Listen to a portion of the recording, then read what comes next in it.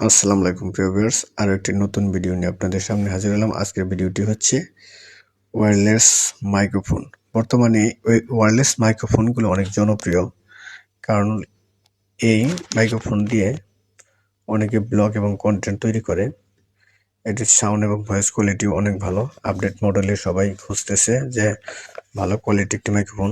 এটি 3.7 ভোল্টের এবং এখানে ব্যাটারি দিয়ে আছে 2000 মিলিঅ্যাম্পিয়ার।